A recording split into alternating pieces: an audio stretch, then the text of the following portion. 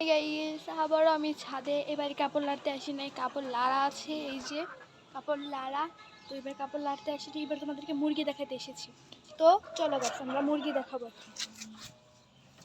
এই যে আমি দাঁড়াও, মুরগি দেখতে পাবা নাকি জানি না শিওর। ওই যে মুরগি মুরগি মনে হয়তো তোমরা দেখো নাই, তো তাও আমি আর একটু ভালো করে দেখাবো। তোমরা সবাই কমেন্ট করো আপু তোমাদের মুরগি দেখো, মুরগি দেখো, মুরগি দেখাও। তো আমি এবার মুরগি দেখাই দিলাম তোমাদেরকে। তাও দেখো আমার চোখের মধ্যে রোদ আসছে।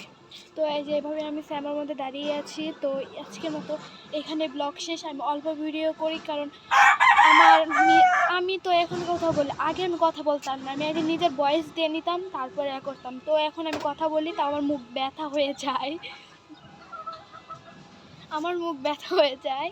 তো এখন আমার নিচে আব্বু আছে, আখ কাটতেছে। তো এটা তোমাদের সাথে শেয়ার করতে পারি আবার নাও করতে পারি। আমার ভাই আছে জ্বালা যন্ত্রণা করে অনেক মোবাইল দিয়ে। এইটা তো আমার মোবাইল, বাট সমস্যা নেই, এটা আমার ভাইয়েরকে জ্বালা যন্ত্রণা করে। তো আমি অল্প ভিডিও করে এটা তোমাদের সাথে শেয়ার করলাম। তো আল্লাহ হাফেজ। আজকের পর্যন্ত এই পর্যন্ত আর কি ভিডিও ছিল, আমি বলতে পারতেছি না কথার জন্য। টাটা বাবা।